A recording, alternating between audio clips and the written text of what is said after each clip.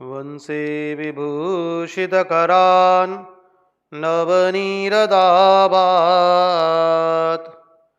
पीताम्बरात् अरुणबिम्बफलादरोष्ठात् पूर्णेन्दुसुन्दरमुखात् अरविन्दनेत्रात् कृष्णात् परं किमपि तत्त्वम् अहं न जाने।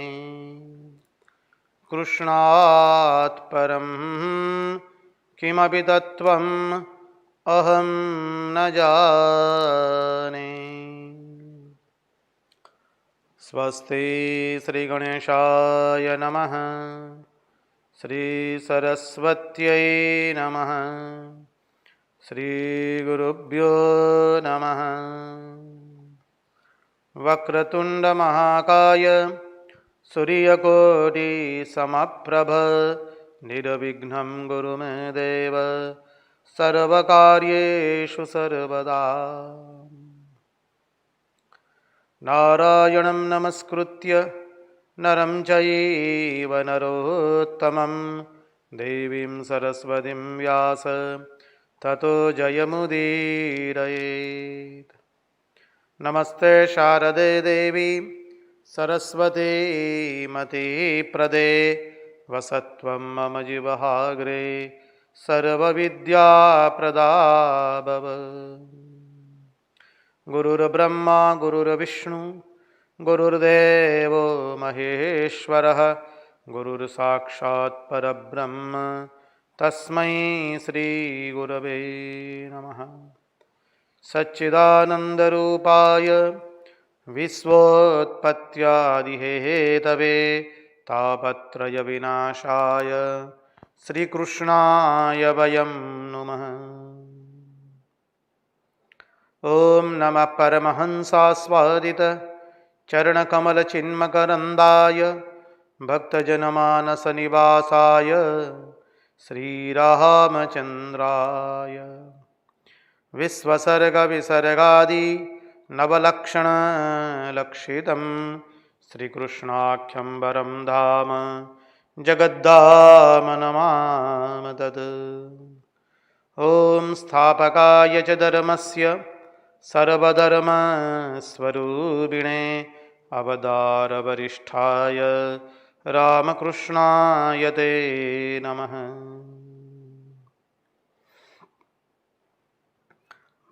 मुगं करोति वाचालं पङ्गुं लङ्घयते गिरिं यत्कृपात्वमहं वन्दे परमानन्दमाधवम्।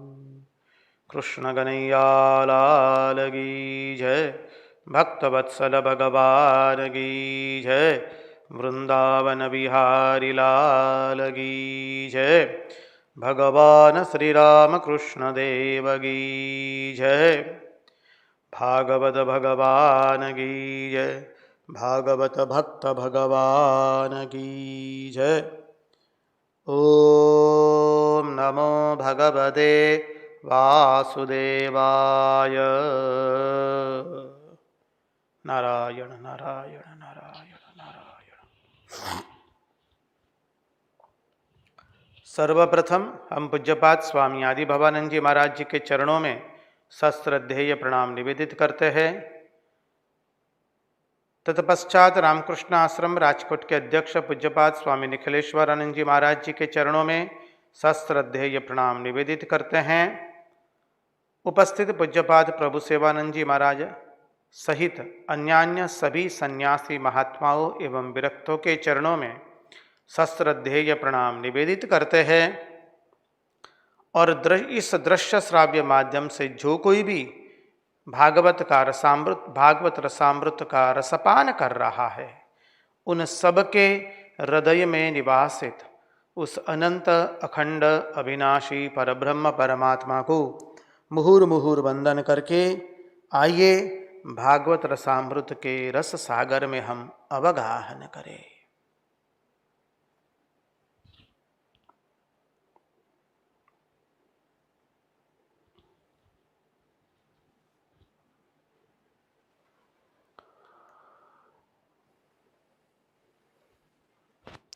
यस्वानुभावमखिलश्रुतिसारमेकम् अध्यात्मदीपमतितीतिर्षतां तमोऽन्धम् संसारिणां करुणयाः पुराणगुह्यं तं व्याससूनुमुपयामि गुरुं मुनीनाम्। कृष्णाय वासुदेवाय हरये परमात्मने प्रणतक्लेशनाशाय गोविन्दाय नमो नमः। नारायण नारायण नारायण नारायण।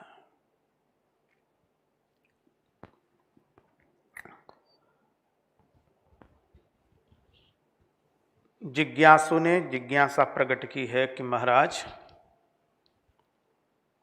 यदि कोई भक्त को कुछ अनुभूति हो और लोग उसको पागल कहे या उसकी हंसी मजाक उड़ाए तो क्या करना। जहाँ तक प्रश्न हमने समझा है यही प्रश्न है। इससे अन्यथा कोई दूसरा प्रश्न हो, यदि हमारे समझने में कोई भूल हो गई हो तो जिज्ञासु से नम्र निवेदन रहेगा पुनः एक बार मैसेज कर दे।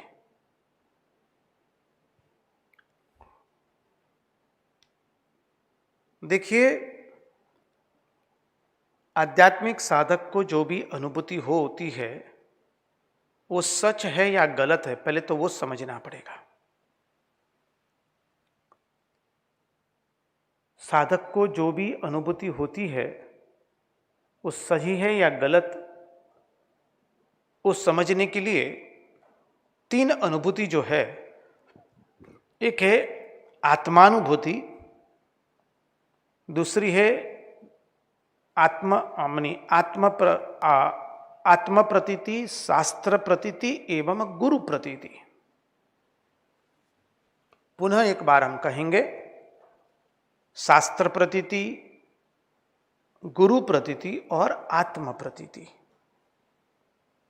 ये तीनों एक बात बोलनी चाहिए उस अनुभव के ऊपर में। हमें जो अनुभव हुआ है, कोई भी साधक को जो अनुभव हुआ है वो सत्य है कि गलत, वो समझने के लिए ये तीन अनुभूति, ये तीन प्रतीति के साथ अपनी अनुभूति मिलानी चाहिए। शास्त्र प्रतीति, गुरु प्रतीति एवं आत्म प्रतीति। शास्त्र भी वही बात बोलना चाहिए, गुरु ने भी वही बात कही होनी चाहिए, और हमारा जो अनुभूति भी है, हमारी जो अनुभूति है वह भी उसी बात का पुनरावर्तन करती होनी चाहिए। तब उसे कहते हैं कि हाँ, वो अनुभूति सत्य है। और जो अनुभूति होती है उसका दूसरा प्रमाण भी हम अभी तक भागवत का इतना 170 दिनों से जो लगातार सत्संग कर रहे हैं, 169 दिनों से या 70 जो भी हो, आप लोग देख लीजिए, उससे ये प्रतीत हुआ है कि हमारा अनुभव सत्य है कि गलत,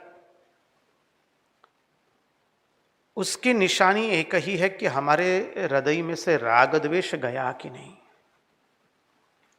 हमारे हृदय में से विकार गए कि नहीं, हमारे हृदय में से ढोंगीपना, हम जो नहीं है वो दिखाने की भावना गई कि नहीं, हमारा अहंकार कम हुआ कि नहीं।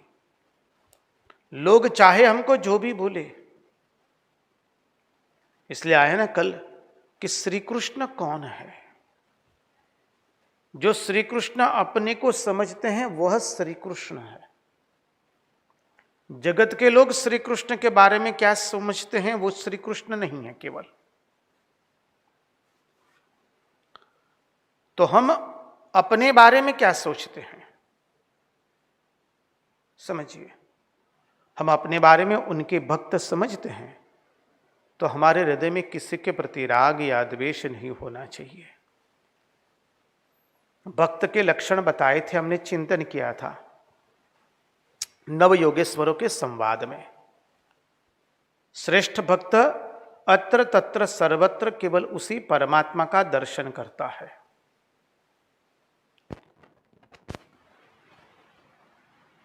और अपने आप को अपरिच्छिन्न समझता है, परिच्छिन्न नहीं। जगत के किसी भी व्यक्ति, पदार्थ, पशु, पक्षी, किसी से वो अलग नहीं है, परिच्छिन्न नहीं है, वो अपरिच्छिन्न है। ये श्रेष्ठ भक्त के लक्षण है, हमने देखे हैं। तो ये सब वृत्ति हमारे भीतर आ रही है कि नहीं? राग द्वेष गया कि नहीं? अहंकार गया कि नहीं? परिच्छिन्नता की भावना गई कि नहीं? भगवान नामस्मरण एक अजस्र रूप से चल रहा है कि नहीं? खंड खंड में हो उसे नामस्मरण नहीं कहते हैं,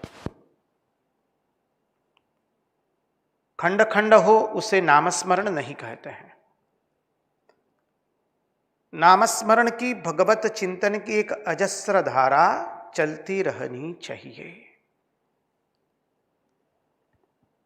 अब बाद में जो कोई यदि निंदा करते तो वो उनकी तकलीफ है, उससे भक्त कभी विचलित नहीं होता है, क्योंकि वो तो जानता है जो निंदा कर रहा है वो भी वही है, जो सहन कर रहा है वो भी वही है, जो देख रहा है वो भी वही है, दृष्टा भी वही, दृष्टि भी वही, दृश्य भी वही है, ज्ञाता ज्ञान एवं ज्ञेय वो भी वही है।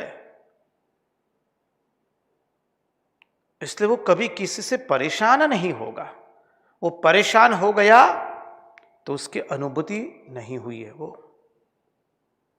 समझिए। क्योंकि उससे मालूम है जो निंदा कर रहा है वो भी वही है, सह रहा है वो भी वही है, उकसाने वाला भी वही है। अत्र तत्र सर्वत्र उनके अतिरिक्त और कुछ भी नहीं है, उसकी इसको प्रतीति होती है। इसलिए अपने आध्यात्मिक अनुभव को भी किसी के सामने प्रकट नहीं करना चाहिए। वो हमारी संपत्ति होती है। मनुष्य सामान्य बैंक के अंदर में अपने खाते में कितनी पूंजी है, अपने खाते में कितनी रकम है, वो किसी को कहता नहीं है। एक सामान्य अर्थ की बात भी किसी को कहता नहीं है। तो ये हमारे आध्यात्मिक अनुभव तो हमारी जन्मों जन्म की पूंजी है, उसका हम कभी किसी को बाजार में नहीं कहेंगे, लोगों के सामने उसका हम ढोल नहीं पीटेंगे। और यदि किसी को कह दी तो परमार्थ प्रसंग के अंदर में पूज्यपाद स्वामी विरजानंद जी महाराज हमें समझाते हुए कहते कि वो धीरे धीरे कम हो जाएगा। आध्यात्मिक अनुभूति किसी को बोली नहीं जाती है, वो स्वयं को अनुभव करनी होती है। और जो अनुभव करता है वो किसी को कहता नहीं है, जो कहता है उसका अनुभव नहीं होता है। श्री रामकृष्ण देव अपने जीवन से बता रहे हैं। एक बार हृदय श्री रामकृष्ण देव का सेवक, उनका भांजा, ठाकुर जिस पंचवटी के वृक्ष के नीचे बैठे ध्यान करते थे, बैठ के नीचे पंचवटी वृक्ष के नीचे बैठ करके ध्यान करते थे, वहां वो पहुंच गया और वहां बैठ गया। तो वो चिल्लाने लगा, ओ रामकृष्ण, ओ रामकृष्ण, आप और मैं वही उस एक चैतन्य के ही दो अंश है। बहुत कुछ बकने लगा। ठाकुर दौड़े दौड़े आए और कहते, चुप कर रहे, मैं कितना कुछ देखता हूं, अनुभव करता हूं, क्या मैं बकता हूं? तुमको कुछ हुआ नहीं, कुछ थोड़ा बैठा उसमें कुछ हो गया, उसमें तुम इतना ढंढोरा पीटने लगे, डंडी पीटने लगे भर बाजार में। इसलिए अपने आध्यात्मिक अनुभवों को हमें प्रकाशित नहीं करना है, उसे गुप्त रखना है। और यदि कोई उसकी निंदा करता है उससे हमें कोई फर्क पड़ना नहीं चाहिए, क्योंकि हम जानते हैं जो निंदा कर रहे वो हमारे भले के लिए ही है। क्योंकि निंदा करने वाले भी वह है, अनुभूति करने वाला भी वही है। देखने वाला भी वही है, दृष्टा भी वही, दृश्य भी वही और दृष्टि भी वही है। अहम ब्रह्म परम धाम ब्रह्माहम परमं पदम एवं समीक्षन्नात्मानम् आत्मन्याधाय निष्कले दशंतम तक्षकम पादे लेलिहानम विषाननहि न द्रक्ष्यसि शरीरम च विश्वम च पृथगात्मन। ये त्रिपुटी का भेद नहीं रहेगा, दृष्टा दृश्य दृष्टि उसका भेद नहीं रहेगा, ज्ञाता ज्ञेय एवं ज्ञान उसका भेद रहेगा नहीं। तो यह बात है, आप लोग बहुत गंभीरता से सुनते हैं, एकाग्रता से सुनते हैं, हमें सुनकर के बहुत अच्छा लगता है। भगवान आप सबकी श्रद्धा भक्ति को उत्तरोत्तर बढ़ाए और हम सबके मन की मति गति और रति भगवान के चरणों में बनी रहे, यही प्रार्थना। आशा करते हैं प्रश्न हम समझे हैं, उत्तर भी ठीक लगा होगा। अन्य कुछ हो तो अपना अभिप्राय लिख लीजिएगा। दिख रहा है ना, पंखो વધારે છે, ठंडो कर दे।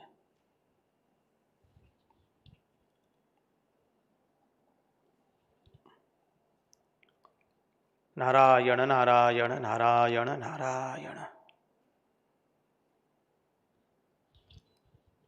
तो चले, हम कल का एक अद्भुत चिंतन किया था, श्री कृष्ण कौन है? श्री कृष्ण कौन है? श्री कृष्ण स्वयं को जो जानते हैं वही श्री कृष्ण है। दुनिया के लोग उनको जो कहते हैं वो श्री कृष्ण नहीं है। श्री कृष्ण वही है जो श्री कृष्ण स्वयं को जानते हैं। और श्री कृष्ण स्वयं को क्या जानते हैं? श्री कृष्ण स्वयं को परिपूर्ण ब्रह्म परमात्मा वह जानते हैं, स्वयं को परिच्छिन्न जानते नहीं है। परिपूर्ण ब्रह्म पूर्ण परमात्मा जानते हैं। इसलिए श्री कृष्ण परिपूर्ण ब्रह्म पूर्ण परमात्मा है। कोई अपने को पापी जैसा समझता है, कोई अपने को सुखी समझता है, कोई अपने को पुण्यशाली समझता है, कोई अपने को सदाचारी समझता है। श्री कृष्ण ये कुछ नहीं समझते हैं अपने बारे में। श्री कृष्ण यही समझते हैं कि वो अपरिच्छिन्न परिपूर्ण पूर्ण ब्रह्मात्मा परमात्मा है। इसलिए श्री कृष्ण पूर्ण परब्रह्म परमात्मा है।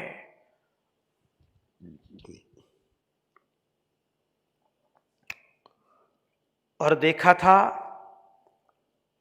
कि धर्म कलिकाल के अंदर में भगवान उद्धव जी को जब उपदेश दे रहे हैं तो भगवान ने कहा कि देखो उद्धव, आज से 7वें दिन द्वारका नगरी समुद्र में डूब जाएगी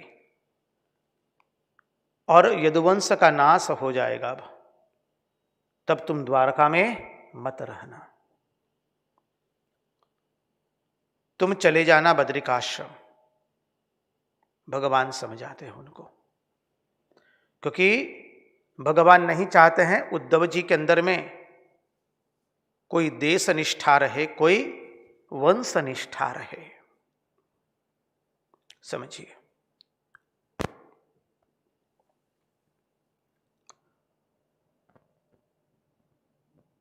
भगवान ने उद्धव जी को कहा कि कलियुग का आगमन हो जाएगा और अधर्म में लोगों की रुचि होगी। यहां पर भी एक बहुत विलक्षण सिद्धांत हमने देखा था, उसका दर्शन किया था। हम जो कुछ कहते हैं वो केवल महात्माओं ने जो बोला है वही हम कहेंगे। आचार्य महात्मा लोग, विद्वान संत महापुरुष जो बोले हैं वही हम कहेंगे, क्योंकि हम एक ही कार्य करते हैं, हम महात्माओं का अधरामृत ही पीते हैं और यदि कोई पीना चाहे तो उसको वह अधरामृत ही पिलाते हैं।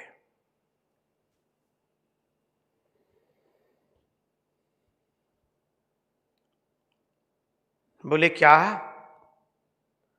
बोले जब हृदय में धर्म रहता है, हृदय में, क्षमा कीजिए, हृदय में जब भगवान रहते हैं तो धर्म अपने आप उस मनुष्य की सेवा करता है। जब हृदय में भगवान रहते हैं तो धर्म अपने आप उसकी सेवा करता है, धर्म सेवा में आ जाता है उसकी, उस व्यक्ति के। अब हृदय में धर्म नहीं है और हृदय में भगवान नहीं है, क्षमा कीजिए, हृदय में भगवान नहीं है पर धर्म में रुचि है, तो धर्म करना पड़ेगा।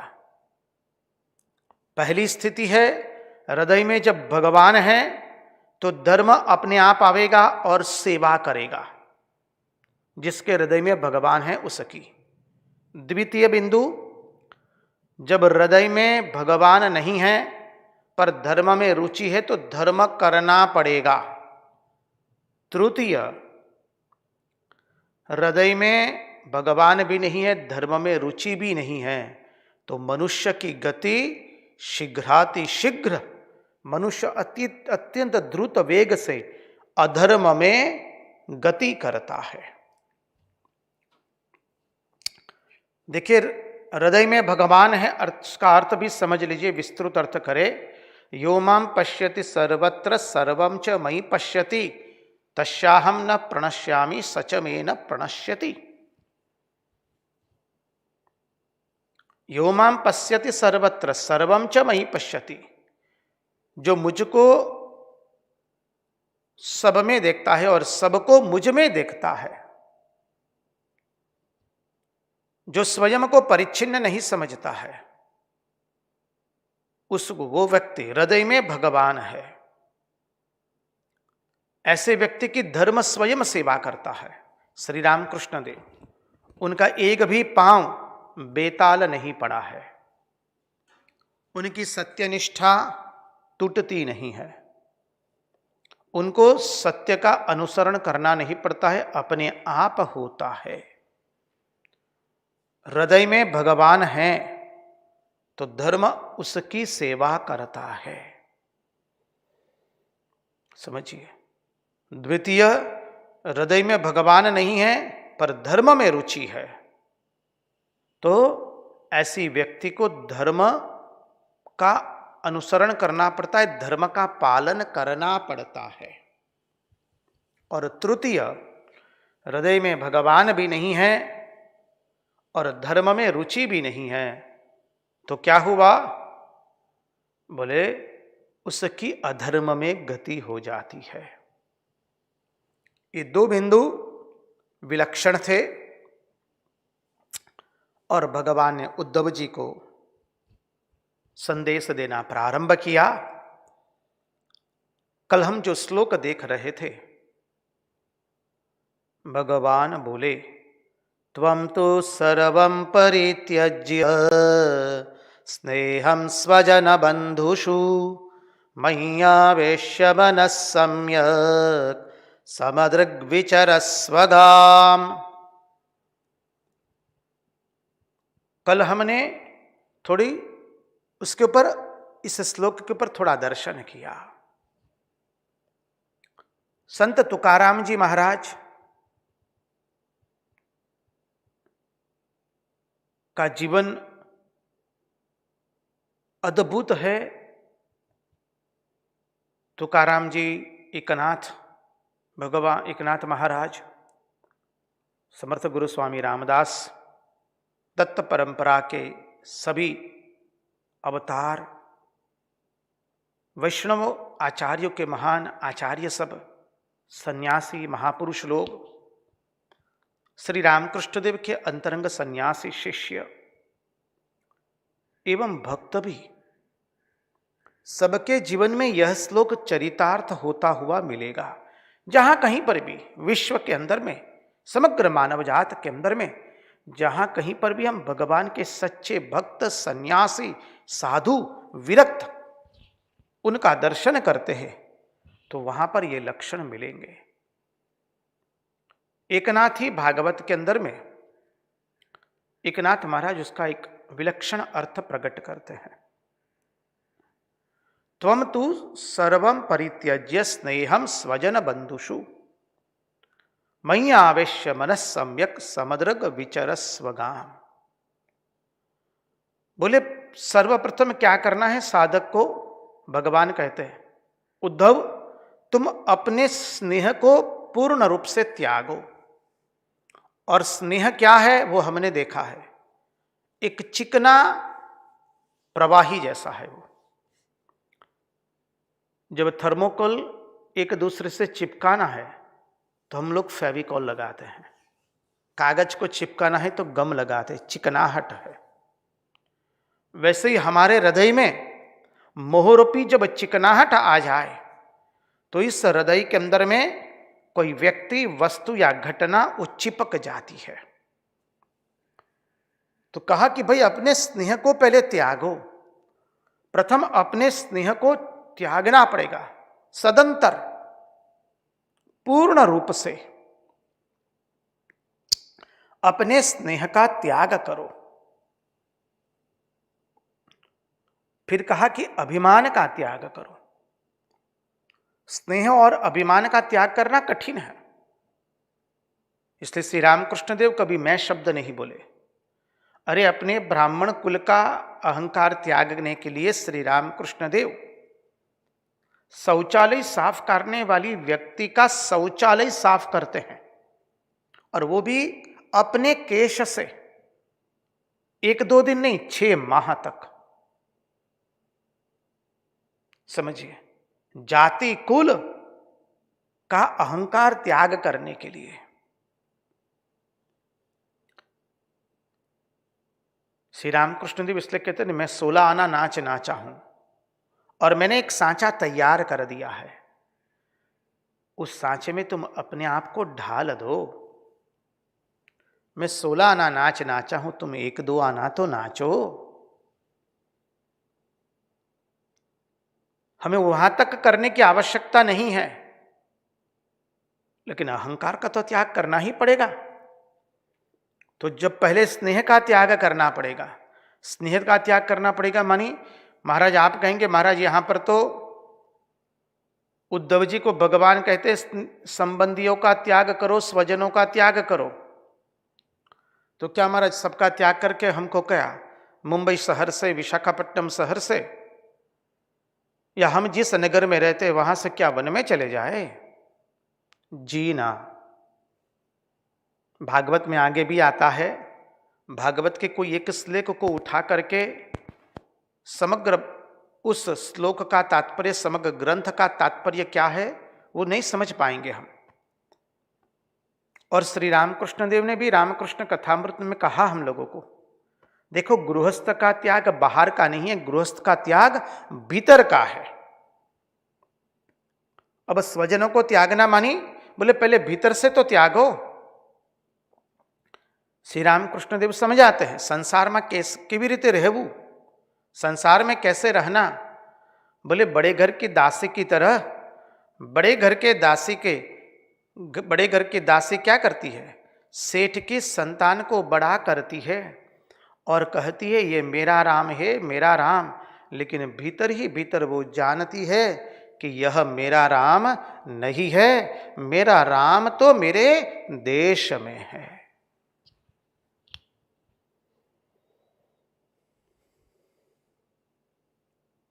वह हो गया स्वजनों का त्याग, वह हो गया घर का त्याग, वो हो गया ममता का त्याग, स्नेह का त्याग। समझिए, किसी से हम चिपकेंगे नहीं।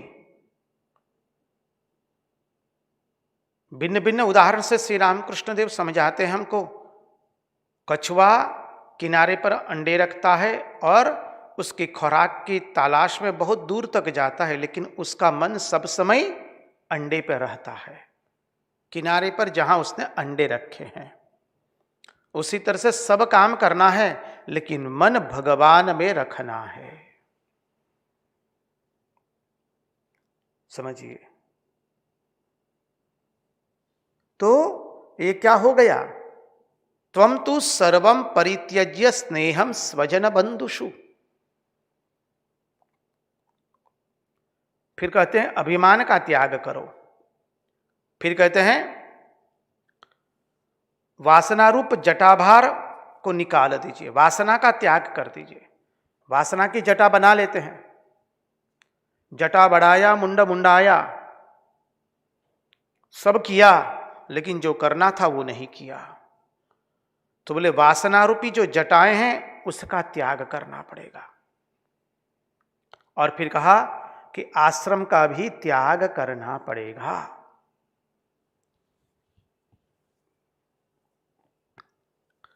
स्नेह और अहंकार को त्याग करना अत्यंत कठिन है,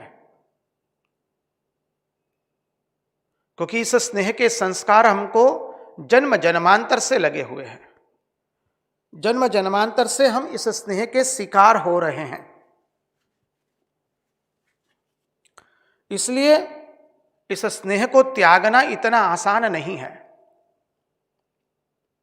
हमने भागवत के पिछले सत्संगों में भी देखा, बोले स्नेह एकदम त्याग नहीं सकते हो तो संबंधियों से स्नेह हटा करके संत महात्माओं भक्तों के साथ स्नेह करना शुरू करो, धीरे धीरे उससे भी त्यागना है।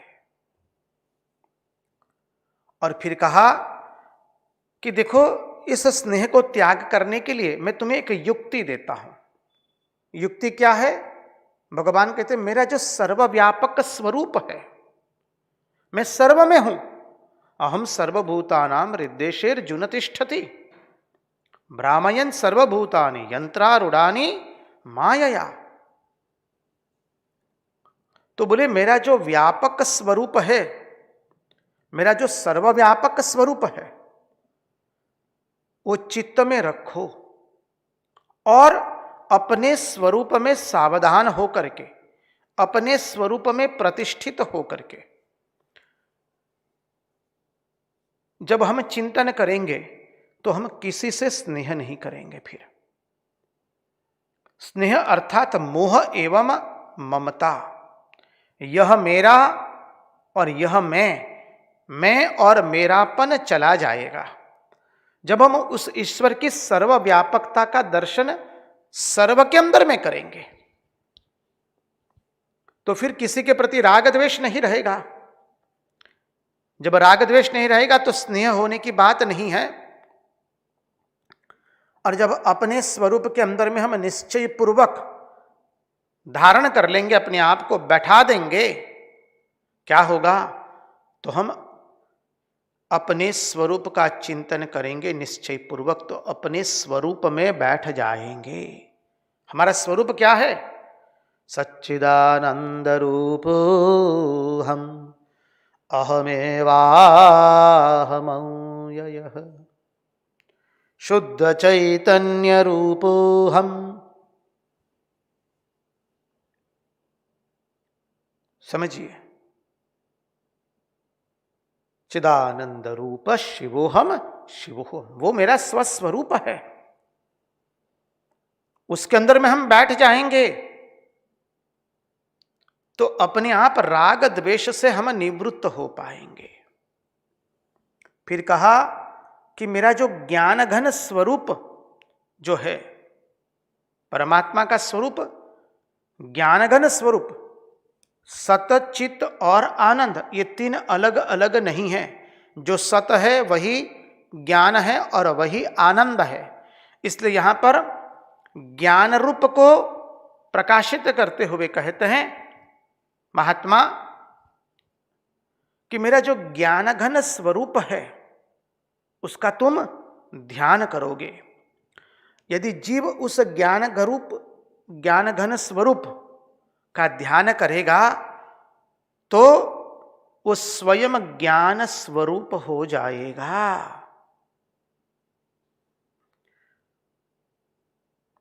क्यों ज्ञान स्वरूप हो जाएगा? बोले क्योंकि जीव का स्वरूप ही वह है, सच्चिदानंद है, सत स्वरूप है, चित्त स्वरूप है, आनंद स्वरूप है, और जीव का वही स्वरूप है। तो जीव जब मेरे ज्ञान घन स्वरूप का चिंतन करेगा, सत स्वरूप का चिंतन करेगा, आनंद स्वरूप का चिंतन करेगा, तो धीरे धीरे वही हो जाएगा। जैसे वो कीड़ा भ्रमर का चिंतन करते करते भ्रमर हो गया, समझिए, उसी तरह से हम परमात्मा का चिंतन करते करते, अपने स्वरूप का चिंतन करते करते ज्ञान स्वरूप बन जाएंगे। तो देखिए, अभिमान का भी त्याग हो गया, स्नेह का भी त्याग हो गया, वासनाओं का भी त्याग हो गया और सर्वत्र समभाव हो जाएगा। तो क्या होगा? बोले फिर अनुकूलता एवं प्रतिकूलता तुम्हारे में रहेगी नहीं, सर्वत्र समभाव। बस निंदा करने वाला भी वही है, निंदक भी वही, प्रशंसक भी वही, सहने वाला भी वही, वृत्ति भी वही। जब सर्वत्र समभाव हो गया, फिर क्या होगा? तुम्हारे लिए स्थान की अनुकूलता एवं प्रतिकूलता रहेगी नहीं, इसलिए तुम उस स्थान को भी त्याग दोगे।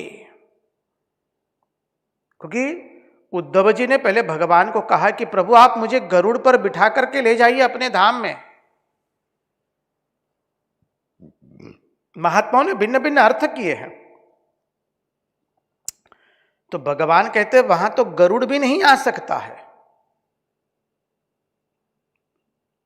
क्योंकि गरुड़ का भी अहम है, गुण है, वहां तो दोष एवं गुण से परे है, अहंकार से परे क्या अवस्था है वो।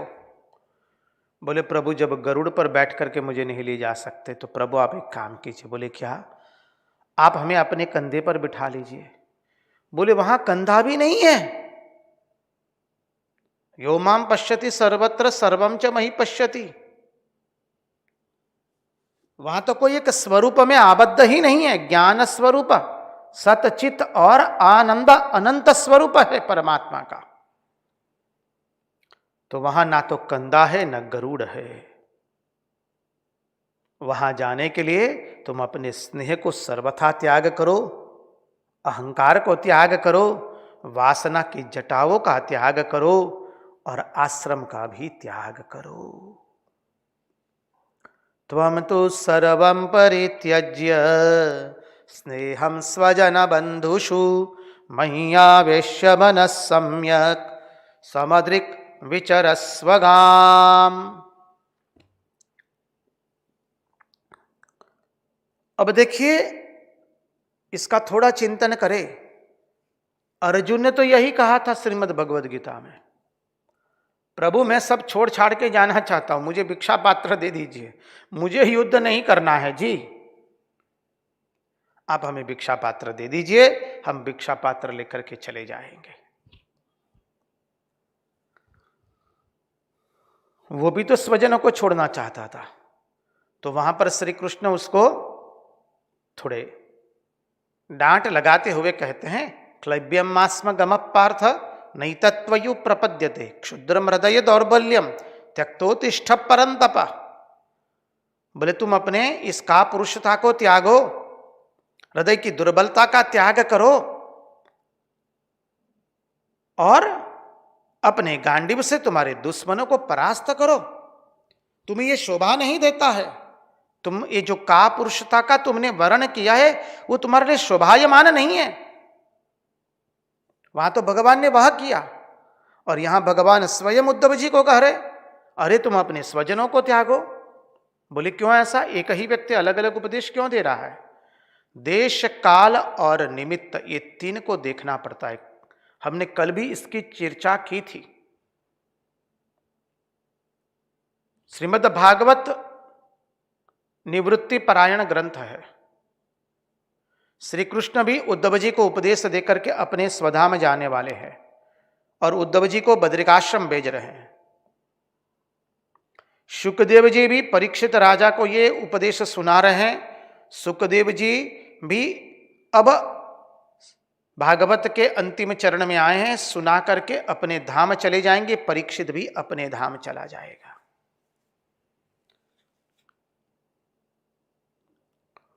भागवत जो है वैराग्य प्रधान अधिकारी के लिए है।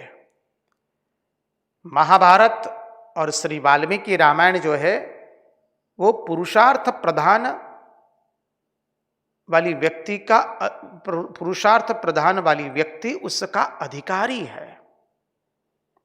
भागवत जो है निवृत्ति परायण ग्रंथ है।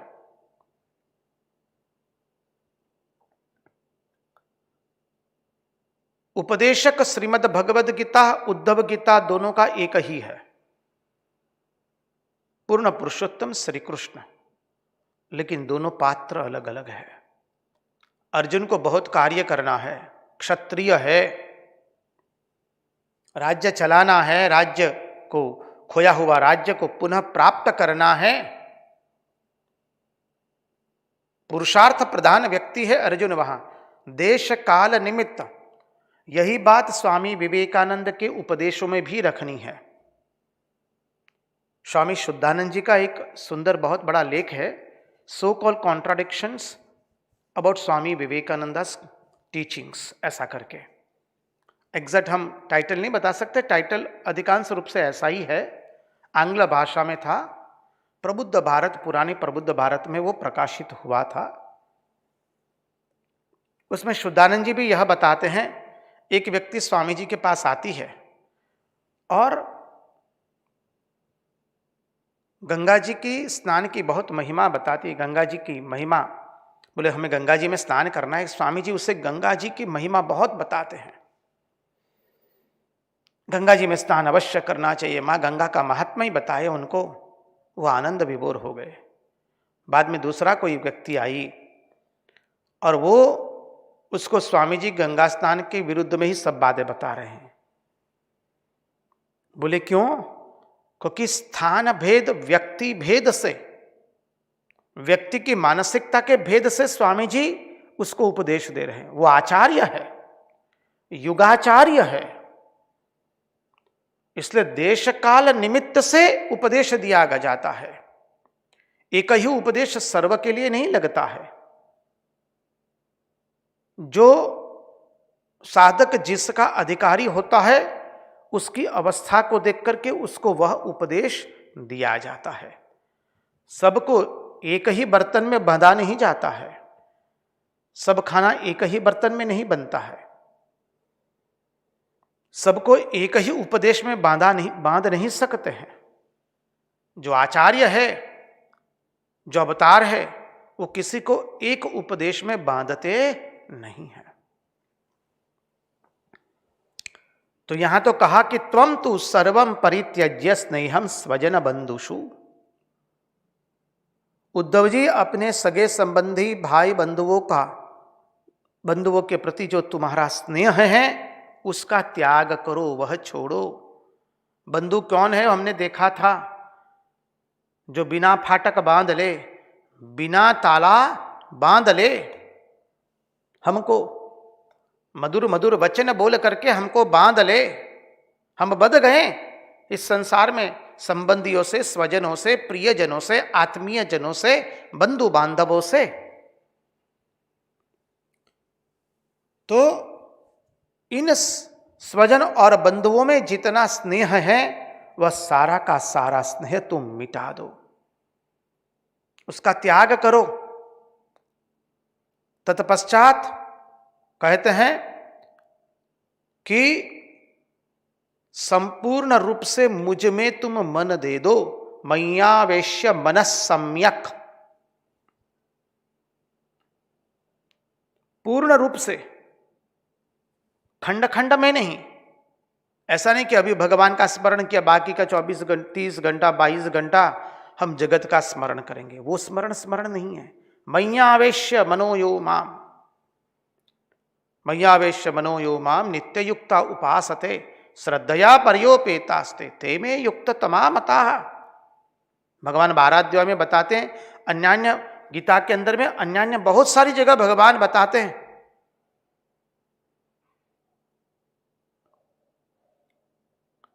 तो कहने का तात्पर्य है, भगवान कहते खंड खंड में मेरा स्मरण मत करो, मेरे स्मरण की अविरत धारा चलनी चाहिए। अनन्यास चिंतयन्तो माम ये जना पर्युपासते तेषाम नित्यभियुक्तानाम योगक्षेमम वहाम्यहम। इस सिद्धांत को हम कतई ना भूले। तेषाम सतत युक्ता नाम भजताम प्रीतिपूर्वकम, ये भी बताया है, सतत युक्त प्रीतिपूर्वक। तो कहते हैं कि देखो, ऐसा नहीं कि अभी मेरा स्मरण किया बाद में तुम जगत का स्मरण करोगे, खंड खंड में मेरा स्मरण नहीं रहेगा, मेरे स्मरण की एक अविच्छिन्न धारा चलेगी। भली भांति अपने मन को मुझ में आविष्ट कर दो, अवशिष्ट करो। महाशय, ईश्वर में मन कैसे लगे? ईश्वर के नाम गुण संकीर्तन का कीर्तन करना, ईश्वर के भक्त साधु के पास बार बार जाना, ध्यान करना, तो मन में, वन में और कोने में, संसार में रात दिन रहने से मन ईश्वर में लगता नहीं है। इसलिए बीच बीच में एकांत का अभ्यास करना चाहिए और सब समय वस्तु विचार करना, ईश्वर ही सत्य, बाकी सब असत्य।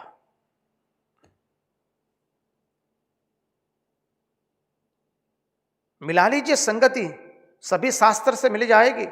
श्री रामकृष्ण देव की एक भी उक्ति ऐसी नहीं है जहां शास्त्र से संगति न लगे।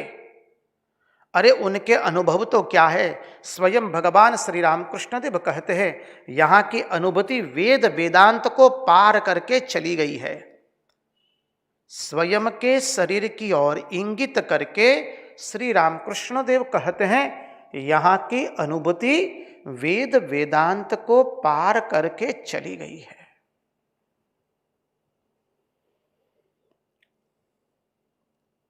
तो देखिए, भगवान यहां पर उद्धव जी को कहते, तुम किसी से स्नेह मत करना,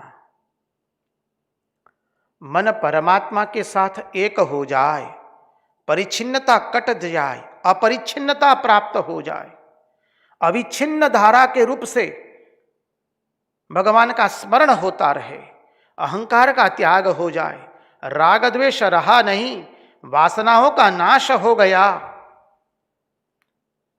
बस फिर कहते हैं तुम एक जगह भी मत रहना, क्योंकि कोई एक जगह रहने से उस जगह की आसक्ति हमें हो जाती है। तो बोले तुम कहीं कोई कुटिया में राग मत करना, कोई स्थान में राग मत करना, बस बोले यहां पर आ चुके तो यहीं पर रहेंगे आजीवन। बोले किसी वस्तु से भी राग नहीं, व्यक्ति से भी नहीं, घटना से भी नहीं। इसलिए कहते हैं ना, साधु चलता भला। समझिए, तो बहता पानी रमता साधु। इसलिए साधु कहीं एक जगह ज्यादा रुकता नहीं है, कहीं उसमें उस जगह के प्रति आसक्ति हो जाए तो, इसलिए साधु कहीं एक जगह ज्यादा रुकते नहीं है। और बोले तुम धरती में विचरण करते रहना, सम्यक समद्रिक विचरस्वगाम, विचरस्वगाम। त्वं तु सर्वं परित्यज्य स्नेहं स्वजन बंधुषु मह्यावेश्य मनः सम्यक समद्रिक विचरस्वगाम। आगे का श्लोक भगवान अद्भुत बात बताते हुए कहते हैं, यदिदं मनसा वाचा चक्षुर्भ्यां श्रवणादिभिः नस्वरं गृह्यमाणं च विद्धि माया मनोमयम्। यदिदं मनसा वाचा चक्षुर्भ्यां श्रवणादिभिः। महाराज आपने कहा कि भाई संसार में समदृष्टि आवे। बोले महाराज संसार में समदृष्टि कैसे आवे? बोले किसी में कोई बड़ा सद्गुण देखते हैं और किसी में कोई बड़ा दुर्गुण देखते हैं। कोई एक व्यक्ति वो बहुत उसमें सद्गुण है तो उसकी हम प्रशंसा करते हैं, और कोई एक ऐसी व्यक्ति है उसके जीवन में केवल दुर्गुण ही दुर्गुण है। तो बोले संसार में अब हम समदृष्टि कैसे रख पाएंगे?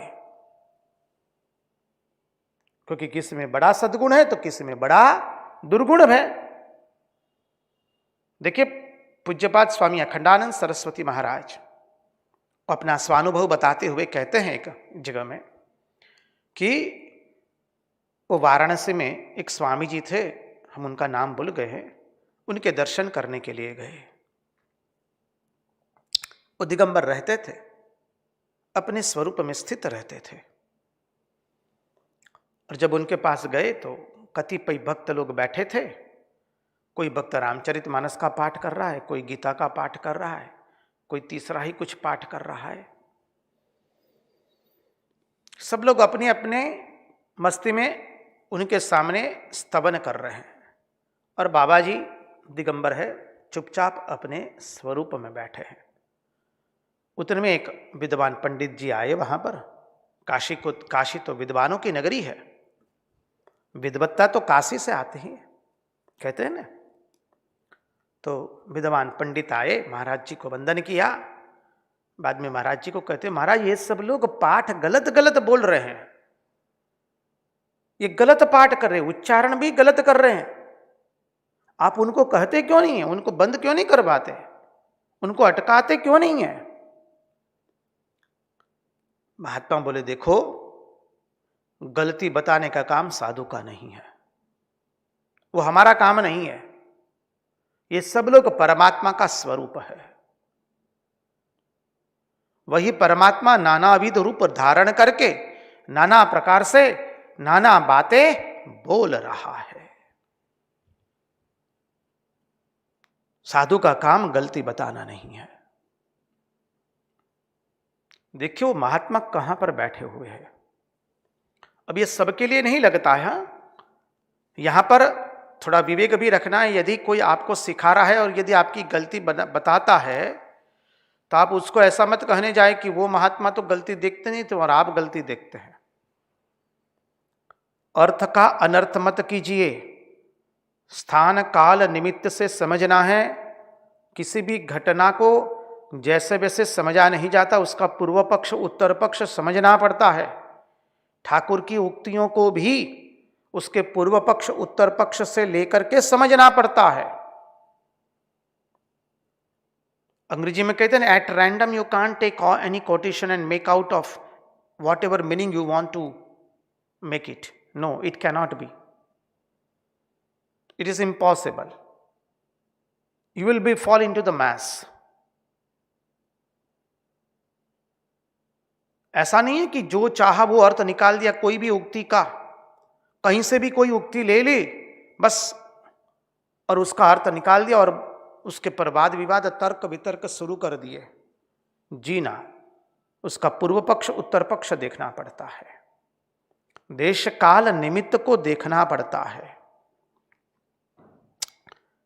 तो बोले बाबा बोल रहे हैं, वो महात्मा कह रहे हैं, देखो गलती बताना साधु का काम नहीं है।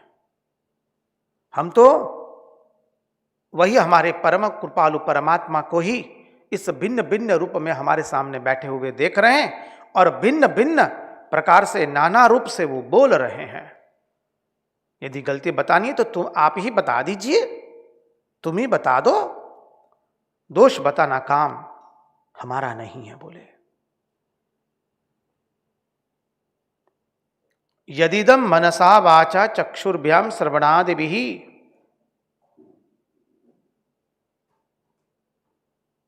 बोले फिर यह सृष्टि क्या है? बोले ये जो सृष्टि अब चल रही है वो क्या है?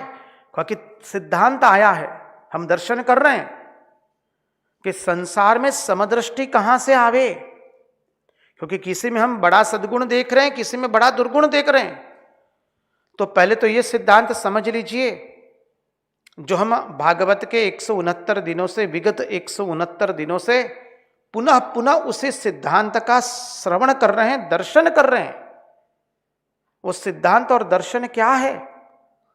बोले सुवर्ण की लगड़ी में मुहर मारी हुई है भिन्न भिन्न प्रकार की, मनुष्य पशु पक्षी कीट स्थावर जंगम सबकी मुहर मारी है। तो मुहर सच्ची है या सुवर्ण सच्चा है? बोले महाराज सुवर्ण की लगड़ी सच्ची है, मुहर सच्ची नहीं है। धातु सच्ची है, गहने सच्चे नहीं है, जेवर सत्य नहीं है, सुवर्ण सत्य है। तो बोले जी तुमको ये बड़े बड़े गुण और बड़े बड़े दोष दिखाई दे रहे हैं, क्यों? क्योंकि तुम जेवर को देख रहे हो, सुवर्ण को नहीं देख रहे हो। ये महात्मा जिसका उदाहरण दिया, वो किसको देख रहे हैं? जेवर को नहीं देख रहे, वो धातु को देख रहे, परमात्मा के भिन्न भिन्न स्वरूप। श्री रामकृष्ण देव के अंतरंग सन्यासी शिष्य पूज्यपाद महापुरुष महाराज,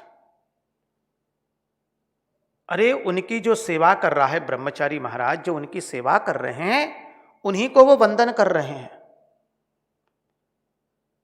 सेवक घबरा गया, बोले महाराज मैं तो आपका आश्रित हूं, आप यदि मुझे वंदन करेंगे, प्रणाम करेंगे हाथ जोड़ करके, तो अकल्याण मेरा होगा। महापुरुष महाराज बिल्ली को वंदन कर रहे हैं, क्यों? क्योंकि वो सर्व के अंदर में नाना रूप से वही परम कृपालु परमात्मा के अतिरिक्त और किसी को नहीं देख रहे हैं। वही सच्चिदानंद अखंड प्रत्यक चैतन्य भिन्न ब्रह्म का अनुभव वो अत्र तत्र सर्वत्र कर रहे हैं।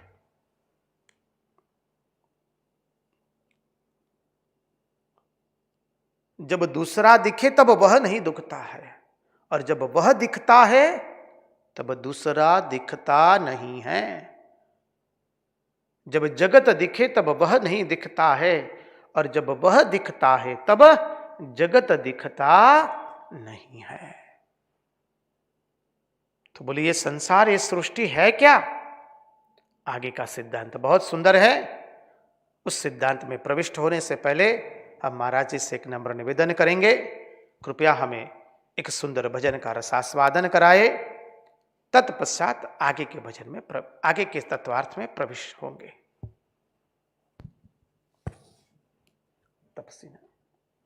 भजन है पूज्यपाद रंगोदूत महाराज विरचित। क्योंकि अभी यहां पर जो बात आ रही है कि तुम अपने स्वजनों, प्रियजनों, आत्मीय जनों सर्व का त्याग करके तुम बोले बद्रिकाश्रम जाओ, उसी के अंतर्गत रंगदूत महाराज का बहुत सुंदर ये भजन है। भजन है तपसी छोड़ दिया संसार। शब्द यह है, तपसी छोड़ दिया संसार, जैसी सुकर विष्ठा बाई, तैसो भव सुख मुझ मन आई, दत्त दिगंबर मन लुभाई। अर्थ बताने की आवश्यकता नहीं रहेगी। जैसे सुवर को विष्ठा पसंद है, वैसे ही मुझे भगवान नामस्मरण पसंद आ गया है। तैसो भव सुख मुझ मन आई, दत्त दिगंबर मन लुभाई। भगवान ने हमारे मन को लुभा लिया है, तपसी हमने संसार छोड़ दिया है।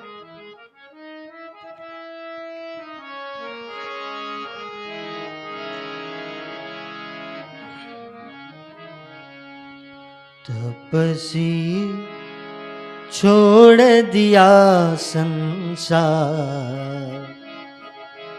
तपसी छोड़ दिया संसार, तपसी छोड़ दिया संसार।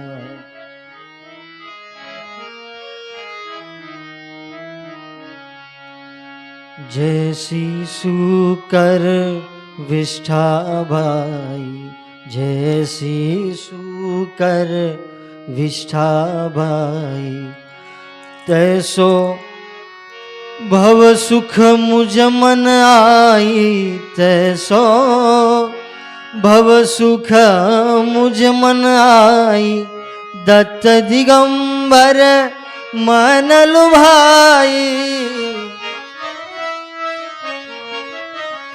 दत्त दिगंबर मन लुभाई, मन लुभाई। तपसी छोड़ दिया संसार, तपसी छोड़ दिया संसार।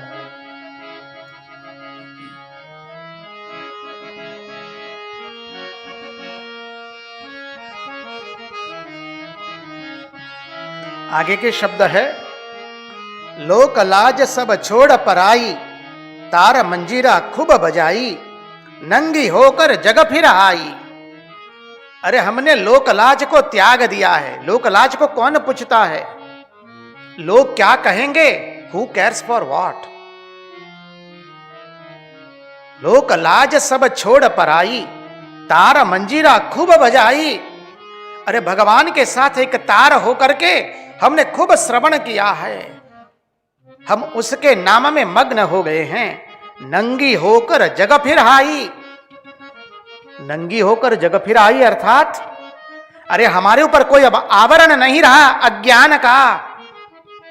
इस जगत में हम घूम रहे हैं कोई अज्ञान के आवरण को लेकर के नहीं, अरे प्रत्यक्ष चैतन्य भिन्न का साक्षात अनुभव करके हम जगत में विचरण कर रहे हैं। लोक लाज सब छोड़ पराई,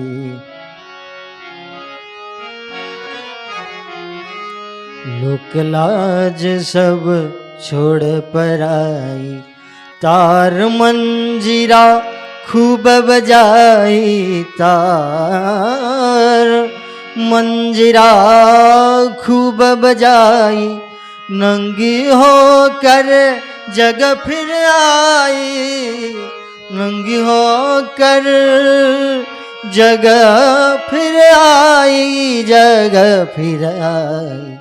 तपसी तपसी छोड़ दिया संसार, तपसी छोड़ दिया संसार, तपसी छोड़ दिया संसार, तपसी छोड़ दिया संसार। आगे के शब्द है बहुत सुंदर है, सगा सदोहर मन न भाई। हमको कोई सगे सदोहर बंधु बांधव स्वजन आत्मीय जन प्रियजन हमको कोई नहीं भाता है। सगा सदोहर मन न भाई, साधु की संगत चित्त चुराई। अरे साधुओं की संगत ने हमारा चित्त को चुरा लिया है, महात्माओं की संगति ने हमारा चित्त चुरा लिया है। साधु की संगत चित्त चुराई, खान पान मन सब बिसराई। अरे साधुओं का संगत महात्माओं का सत्संग करते करते हम तो खान पान और मान सबको भूल गए हैं, सबका विस्मरण हो गया है। समझिए, तपसी छोड़ दिया संसार,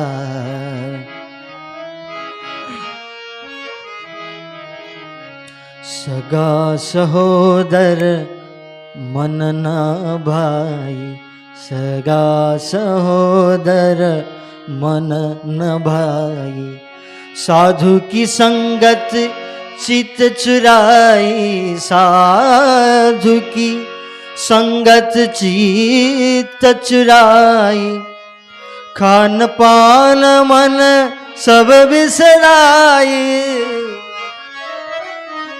खान पान मन सब बिसराई, खान पान मन सब बिसराई, सब बिसराई। तपसी तपसी छोड़ दिया संसार, तपसी छोड़ दिया संसार। धन दौलत सब मिट्टी मनाई। धन दौलत हमारे लिए मिट्टी के ढेफे के बराबर है, उसकी कोई हमारे लिए कीमत नहीं है। धन दौलत सब मिट्टी मनाई, हाड़ चाम यह कछु न भाई। हमको ये हाड़ चाम में कोई प्रीति नहीं है। कोई मनुष्य को देखकर कतई हम आकर्षित नहीं होते, ना गंधर्वों को देखकर, ना अप्सराओं को देख करके, ना 14 ब्रह्मांड में किसी को भी देख करके कोई वस्तु व्यक्ति या पदार्थ को देखकर हम कभी मोहित होते हैं। धन दौलत हमारे लिए मिट्टी के बराबर है। हाड़ चाम हमें कुछ भाया नहीं, नाम निकम्मा मोह त्यजाई। अरे हमने तो मोह का त्याग कर दिया है और नाम में मस्त हो चुके हैं। धन दौलत सब मिट्टी मनाई,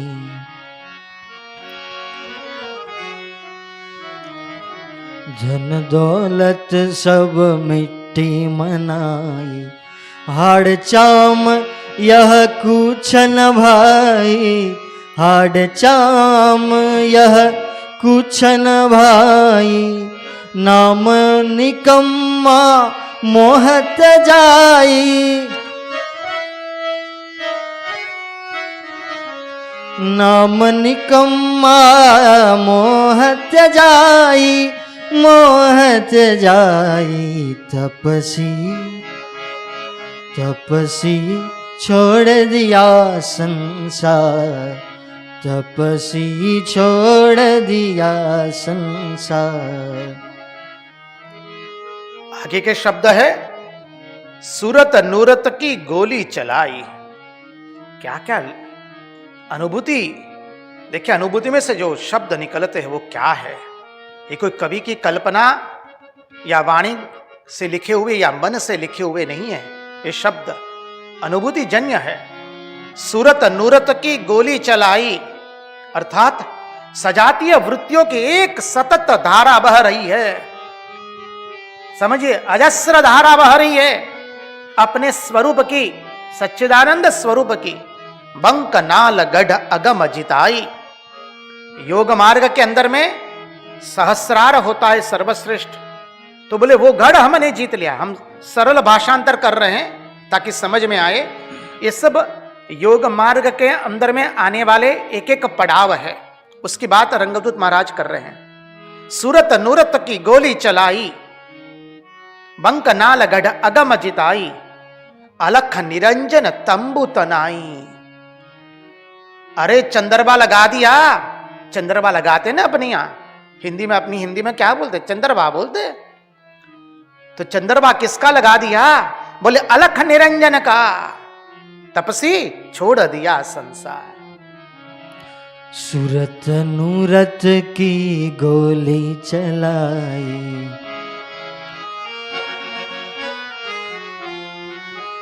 सूरत नूरत की गोली चलाई, बंकनाल गढ़ अगम जिताई, बंकनाल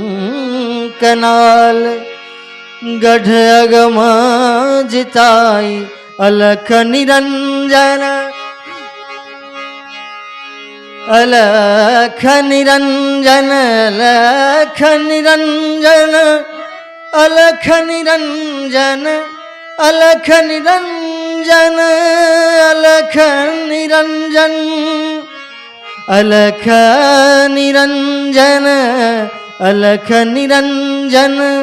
तंबू तनाई, तंबू तनाई, तपसी तपसी छोड़ दिया संसार, तपसी छोड़ दिया संसार। आगे के शब्द है, मन मक्का की हज कराई, मन मक्का की हज कराई, संत बचन जमजम पिलाई, पिया गल गाबा खूब चुमाई। देखिए, मन मक्का की हज कराई। मुसलमानों के अंदर में मक्का की हज होती है, वहां पर एक कुआं होता है, उसका वो जल पीते हैं, उनको पवित्र मानते हैं। बोले ये हमने हमारे मन रूपी मक्का की हज कर दी। समझिए, अब वो मन मन नहीं रहा, मन का तो लोप हो गया, तो कौन सी वृत्ति रही, अखंडाकार वृत्ति रही, उसका हम सतत आचमन करते हैं। संत वचन जम जम पिलाई, और संतों के वचन को सतत पान करते रहते हैं। प्रत्येक चैतन्य भिन्न का अनुभव हो रहा है, वृत्ति रही नहीं, अभी अखंडाकार वृत्ति हो गई।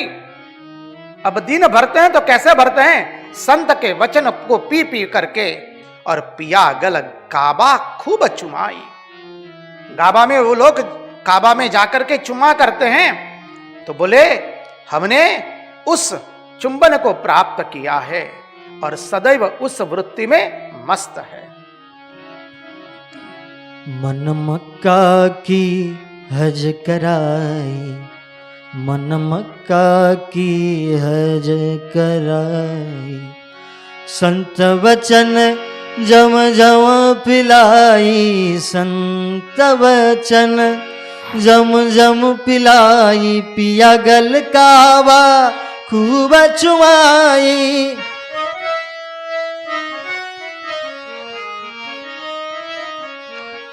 पिया गल काबा खूब चुमाई, खूब चुमाई। तपसी तपसी छोड़ दिया संसार, तपसी छोड़ दिया संसार। पशु पंछी सब एक समाई, नर नारी कछु भेद न पाई। अभी पशु पंछी का भेद नहीं रहा, नर नारी का कोई भेद नहीं रहा, एक अलख सब नजरों आई। वही परम कृपालु परमात्मा अत्र तत्र सर्वत्र, वही अपना स्वरूप हम देख रहे हैं। रंग दीवाना फिर गाई, सोहम सोहम वेणु बजाई।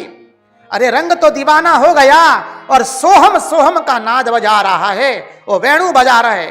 वेणु किसकी बजा रहा है? सोहम की नाद की वेणु बजा रहा है। वृत्ति गोपिका व्रज नचवाई। आहा हा, गोपी कौन है? वृत्ति रूपी गोपी, वो व्रज के अंदर में नृत्य कर रही है। पशु पंछी सब एक समाई, नर नारी कछु भेद न पाए। नर नारी कछु भेद न पाई, एक अलख सब नजरों आई। एक अलख सब नजरों आई, सब नजरों आई। तपसी छोड़ दिया संसार, तपसी छोड़ दिया संसार।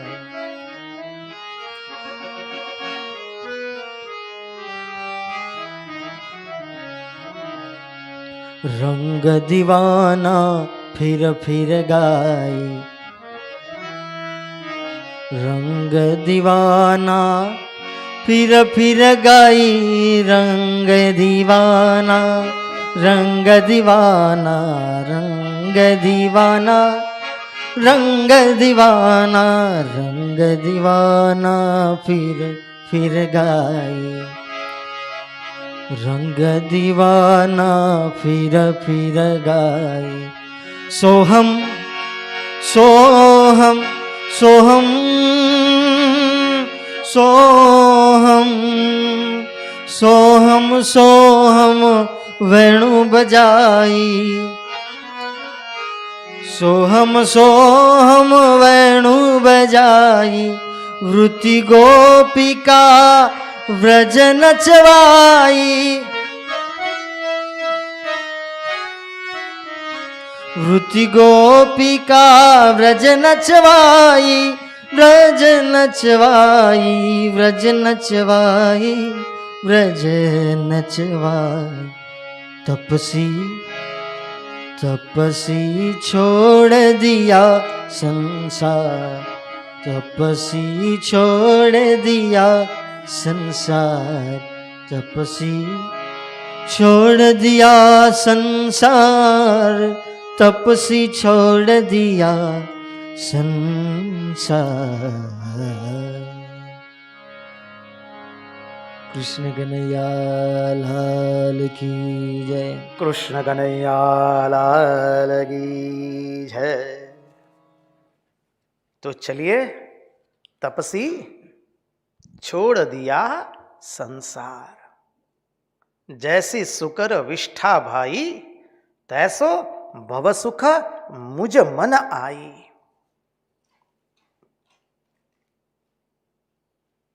समझिए, तो यहां पर जो कहा उद्धव जी को भगवान ने कि उद्धव जी अपने स्वजन बंधु बांधवों का सर्वथा त्याग करो, अद्भुत बात है ये।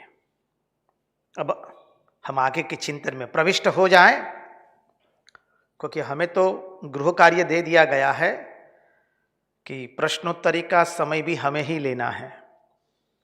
तो हम अत्यंत आनंद से धीरे धीरे उस परम तत्व को देखने का प्रयास करेंगे, दर्शन करने का प्रयास करेंगे। बोले फिर यह सृष्टि क्या है? बोले सबके प्रति हमें समभाव रखना है। तो महाराज किसी के अंदर में गुण अधिक है और किसी में दोष अधिक है, हम कैसे समभाव रखें? उदाहरण बताया उस महात्मा का। अब कहते हैं बोले ये सृष्टि क्या है, पहले वो समझो। समभाव लाना है तो ये सृष्टि क्या है? तो कहते हैं यदिदम मनसा, ये जो श्लोक है पूरा, यह सृष्टि बोले गृह्यमाण है।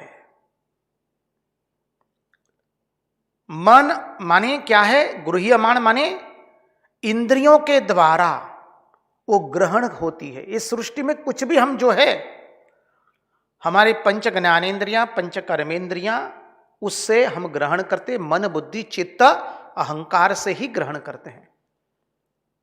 देखिए भागवत का यह अनुपम तत्व ज्ञान, भागवत में जो तत्व ज्ञान है वही वेद वेदांत का ही तत्व ज्ञान है। ये परमहंसों की संहिता है। परमहंस शिरोमणि भगवान शुकदेव जी बता रहे हैं, कोई सामान्य नहीं बता रहा है। परिनिष्ठितोपि नैर्गुणस्य उत्तम श्लोक लीलया गृहीत चेता राजर्षे आख्यानम यदधीतवान।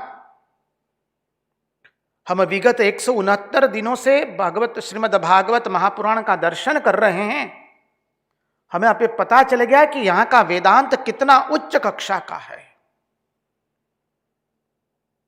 जो उपनिषदों में है, गीता में है, ब्रह्मसूत्र में है, वही अद्भुत वेदांत श्रीमद् भागवत में सहज सरल रूप से बताया है। तो कह रहे हैं बोले ये सृष्टि क्या है? बोले यह सृष्टि इंद्रियों से ग्रहण होती है। यह सृष्टि गृह्यमाण है, अर्थात इंद्रियों से हम ग्रहण करते हैं। हमारे मन में ही अच्छाई होती है और हमारे मन में ही बुराई होती है। मन से ही कुछ अच्छा होता है और मन से ही कुछ बुरा होता है।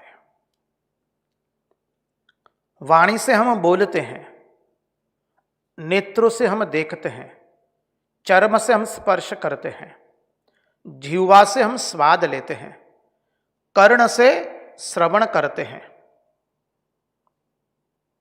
बोले ये सब क्या है? बोले ये परमात्मा की माया है। मन से ही हम सोचते हैं ये अच्छा है और ये बुरा है।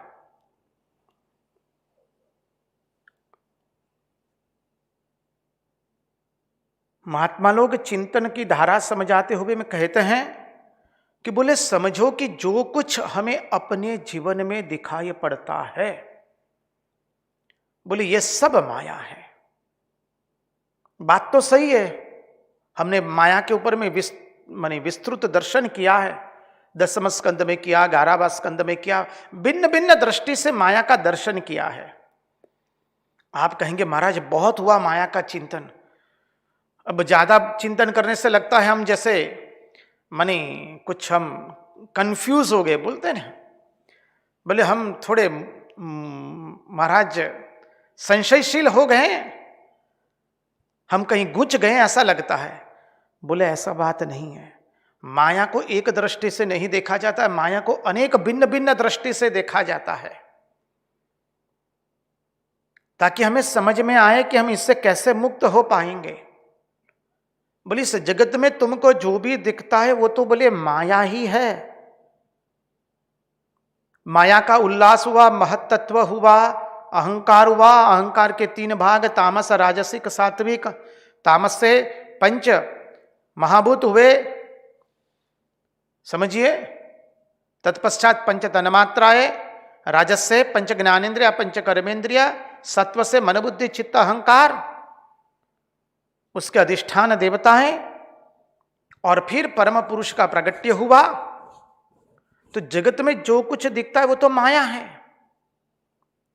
माया जो नहीं है फिर भी दिखाई देती है, उसका नाम माया।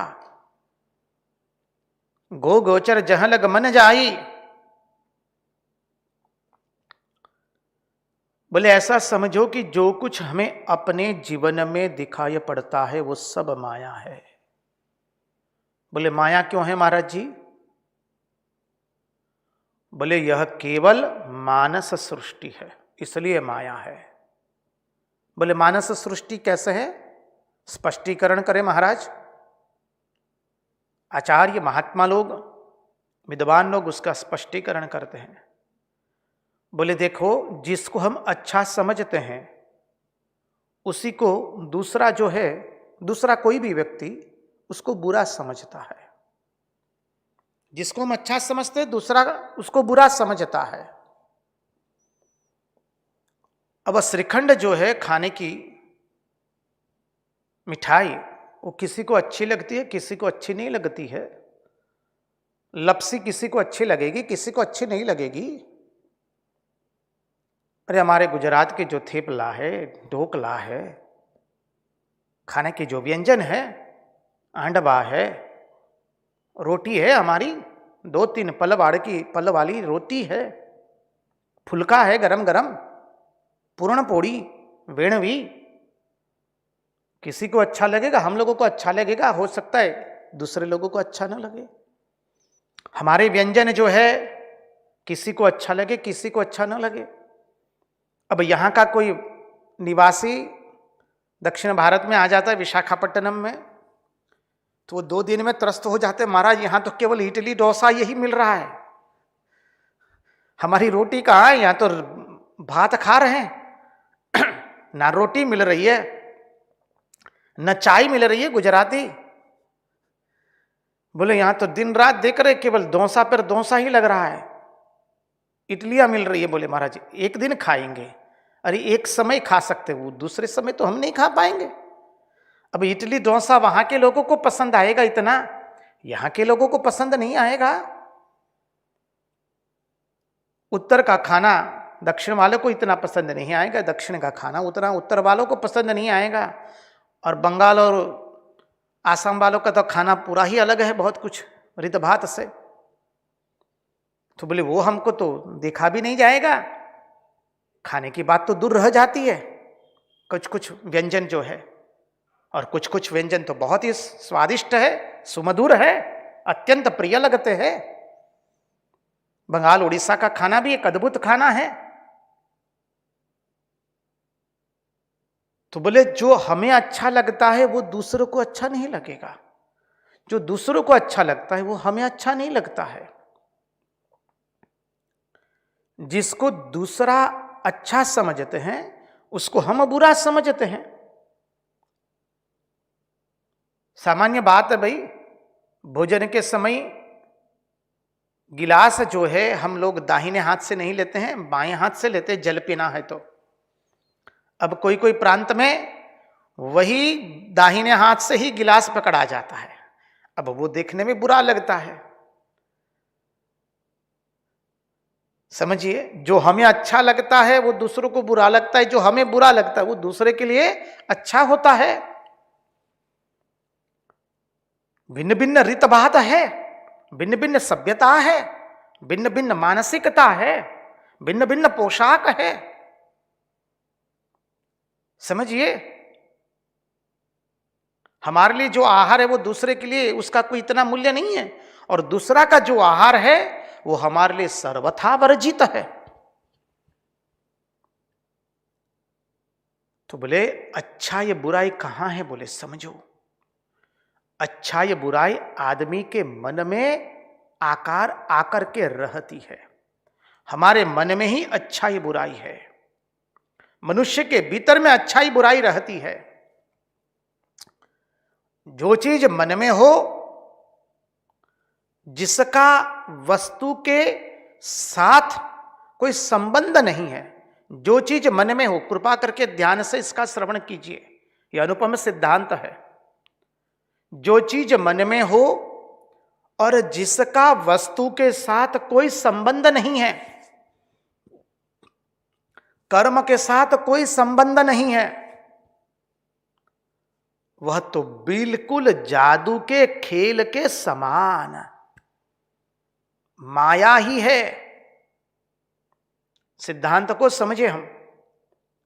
जो चीज मन में हो, प्रथम बात, जिसका वस्तु के साथ कोई संबंध नहीं, मन में है, अच्छा बुरा मन में है।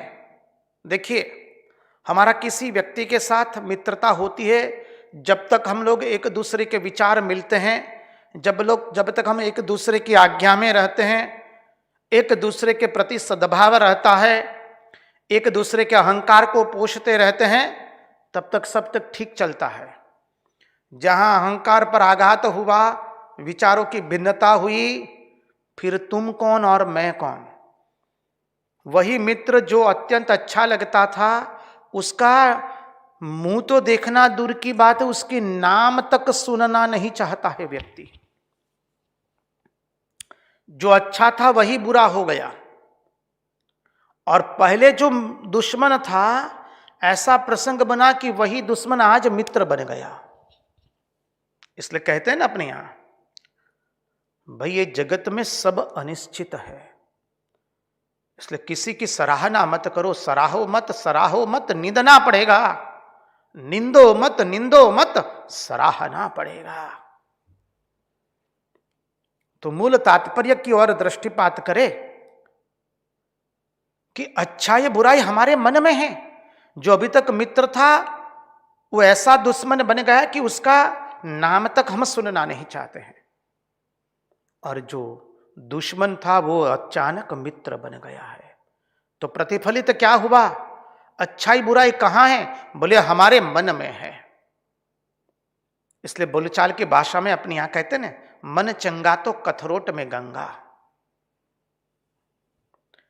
तो बोले जो चीज मन में हो और जिसका वस्तु के साथ संबंध नहीं है, मधुमेह रोग हुआ है, चाय पीने की आदत है, अब डॉक्टर ने कह दिया है कि बिना शक्कर की चाय पीनी है जी आपको।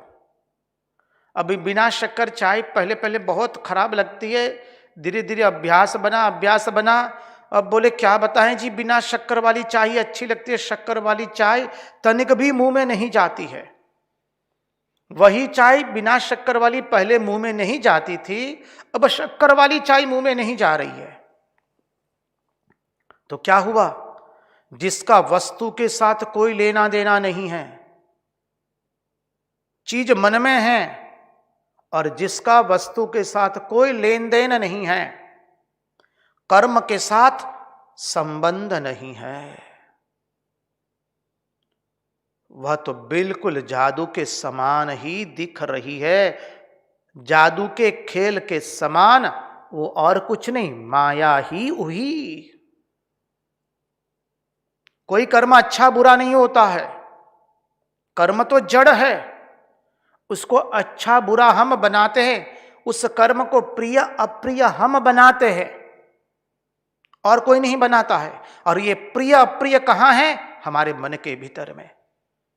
जो कार्य पहले अच्छा लगता था, अभी अच्छा नहीं लगता है। पहले ऑफिस कार्यालय में बैठ करके कंप्यूटर या सिस्टम जो भी बोलिए उसके सामने कार्य करना होता है, तो व्यक्ति आनंद से कार्य करता है। धीरे धीरे उसकी उन्नति होती है, वैचारिक एवं भौतिक एवं सामाजिक और व्यवहारिक भी। अब वो कहता है हमको कंप्यूटर के सामने बैठना तनिक भी पसंद नहीं है जी। पहले हमको ये सेवा करनी अच्छी लगती थी, अब ये सेवा करना बिल्कुल अच्छा नहीं लगता, हम नहीं करेंगे जी अभी।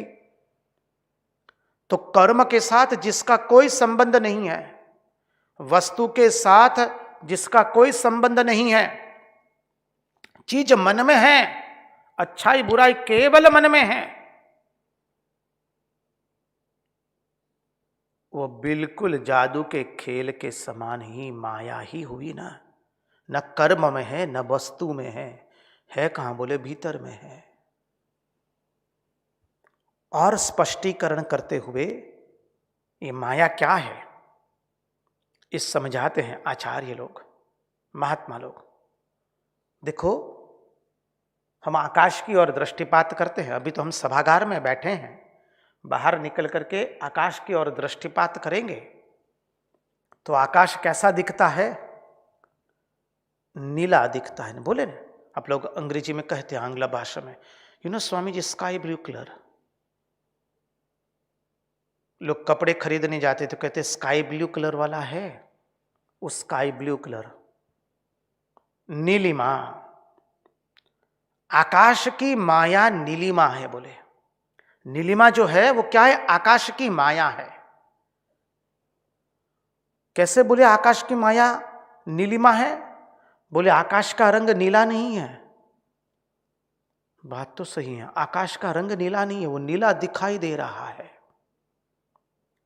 जो नीला दिखाई दे रहा है वो आकाश का रंग नहीं है, ना ही वह आकाश का गुण है, स्वभाव है, धर्म है या स्वरूप है। जो आकाश में नीलिमा दिखाई दे रही है वो आकाश का गुण नहीं है, या आकाश का स्वरूप भी नहीं है, या आकाश का धर्म भी नहीं है, या स्वरूप भी नहीं है। गुण, धर्म, स्वरूप, स्वभाव कुछ भी नहीं है। अरे अधिक तो अधिक वो नीलिमा जो दिखाई दे रही है आकाश की, वो आकाश का परिणाम भी नहीं है, विकार भी नहीं है, आरंभ भी नहीं है।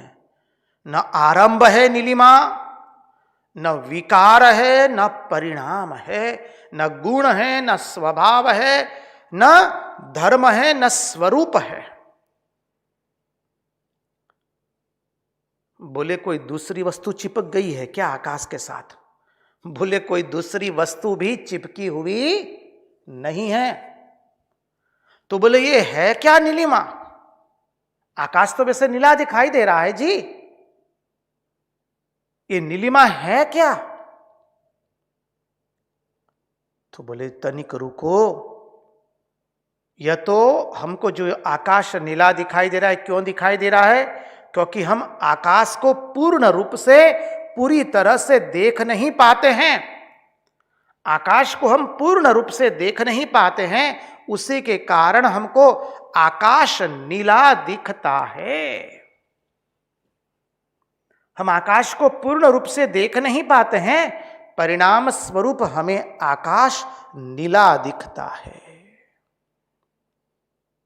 आकाश कोई नीले रंग का नहीं है। जब हवाई जहाज में बैठ करके जागते हैं, जैसे जैसे ऊपर जाते पता चलता है आकाश नीला नहीं है, और आगे जाएंगे तो और पता चलेगा। बोले बस इस चिंतन को पकड़ लो, इसी प्रकार यह दुनिया है। बोले ये दुनिया क्या है? बोले ठीक आकाश के नीलिमा के जैसा। बोले ये दुनिया क्या है? बोले जिस अनंत में यह दुनिया दिख रही है। दुनिया दिख रही है किस में? इस एक अनंत तत्व है उसमें दिख रही है ना दुनिया।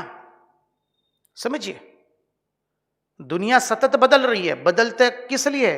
क्योंकि there is one substratum which is continuously constant, so we can understand that something is moving continuously. एक सबस्ट्रैटम है जो सतत अचल है, उस अचल के ऊपर में कुछ गति कर रहा है, इसलिए पता चल रहा है कि भाई जगत गति कर रहा है, दुनिया गति कर रही है। सुबह में सूर्य नारायण भगवान पूर्व दिशा में उनका उदय हुआ, अब धीरे धीरे मध्याह्न में आ रहे हैं, बाद में पश्चिम दिशा में उसका अस्त होगा। हम कभी बच्चे थे, कभी युवान बने, अभी ना बच्चे है ना युवान है,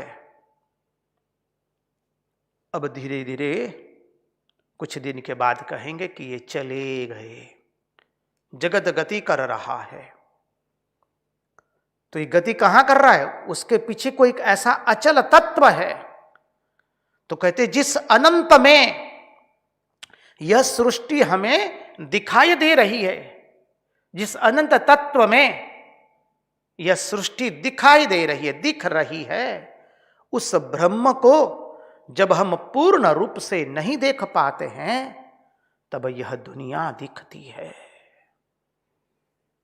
जैसे आकाश को जब हम पूर्ण रूप से नहीं देखते हैं तो आकाश हमें नीला दिखाई देता है, उसी तरह से जिस अनंत तत्व में यह सृष्टि दिखाई देती है, उस अनंत ब्रह्म को जब हम पूर्ण रूप से नहीं देख पाते हैं तब हमें यह दुनिया दिखती है।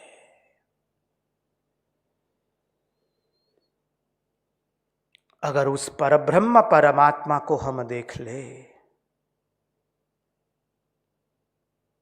उस परब्रह्म परमात्मा को हम पूर्ण रूप से देख ले, इसके अनंत अधिष्ठान स्वयं प्रकाश, उस प्रकाशक को देख ले।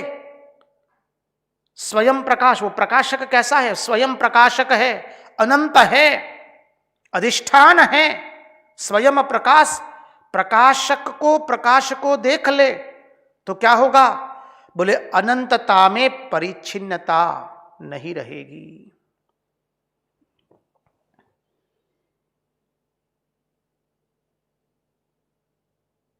उस अनंतता में परिच्छिन्नता नहीं रहेगी।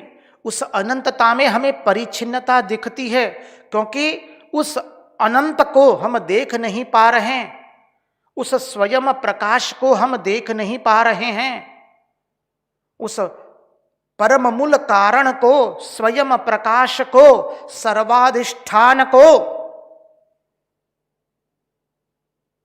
प्रत्येक चैतन्य भिन्न तत्व को, परम मूल कारण को,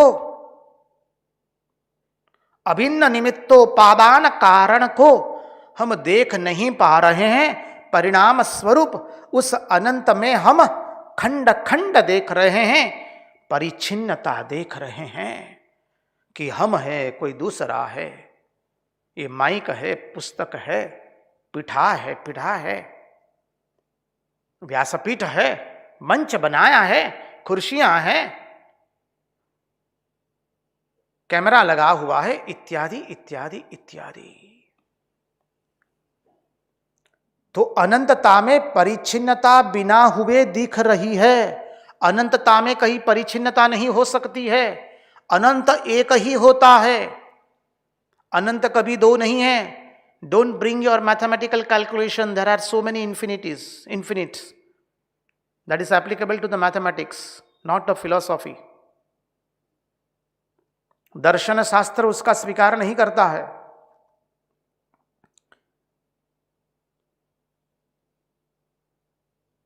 उस अनंतता में परिच्छिन्नता बिना हुए दिख रही है। अनंतता में कहीं परिच्छिन्नता नहीं है, अनंत एक ही है, इसलिए दो होने की तो कोई बात ही नहीं है। तो अनंत एक ही है, तो अनंतता में परिच्छिन्नता बिना हुए दिख रही है। हम परिच्छिन्न देख रहे हैं, हम परिच्छिन्नता नहीं है। फिर भी परिच्छिन्नता क्यों दिखाई दे रही है? क्योंकि उस अनंतता का दर्शन नहीं हो रहा है। उस एक में अनेकता हम देख रहे हैं। हम अलग है, भारत अलग है, भारत के पड़ोसी देश अलग है, एशिया खंड अलग है, यूरोप खंड अलग है, अमेरिका खंड अलग है, रसिया अलग है, अफ्रीका अलग है, मनुष्य अलग अलग है, कोई काले है, कोई गोरे है, कोई पुरुष है, कोई नारी है। उस एक में अनेकता। चेतन में जड़ता देख रहे हैं, सब कुछ चेतन है लेकिन जड़ता दिखाई दे रही है। दृष्टा में दृश्यता, सिद्धांत पर देखिए धीरे धीरे। दृष्टता में, क्षमा कीजिए, दृष्टा में दृश्यता,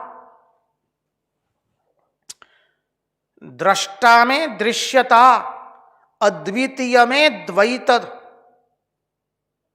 अद्वितीयता में द्वैत। यह सब क्या है? बोले माया है। अपरिच्छिन्नता में परिच्छिन्नता दिखना, एक में अनेकता देखना, चेतन में जड़ का देखना, दृष्टा में दृश्यता दिखना, अद्वितीयता में द्वैत दिखना, यह सब माया है। बोले ये माया क्यों दिख रही है? बोले क्योंकि मनोमयत्वात्। बोले वो मनोमय है। अब इस संगति लगा लीजिए, अच्छाई बुराई हमारे मन में ही है, भीतर में है, ना कर्म में है ना वस्तु में है। बोले ये परिच्छिन्नता, अनेकता, द्वैतता, जड़ता, दृश्यता, ये सब क्यों दिखाई दे रहा है? बोले क्योंकि वो मनोमयत्वात् है, मनोमय है। बोले अच्छा भाई मनोमय होवे, लेकिन क्या वो हमेशा तो रहती है क्या? मनोमय तो होवे, वो हमेशा रहे क्या? बोले जी ना, ये माया मनोमय है लेकिन हमेशा रहती नहीं है। अनादि है पर अनंत नहीं है। बोले अनंत कैसे नहीं है? जैसे ज्ञान हुआ कि माया का विच्छेद हो जाता है, परिच्छिन्नता का विच्छेद हो जाता है, जड़ता का विच्छेद हो गया, द्वैत का विच्छेद हो गया, परिच्छिन्नता रही नहीं। बोले आकाश में नीलिमा तो हमेशा दिखती है, वैसे ही ब्रह्म में यह दुनिया हमको हमेशा दिखती है। आकाश में जैसे नीलिमा सदैव दिखती है, वैसे ही इसी ब्रह्म में हमको ये दुनिया दिख रही है सदैव। लेकिन ये दुनिया कैसी है? नश्वर है, स्थायी नहीं है।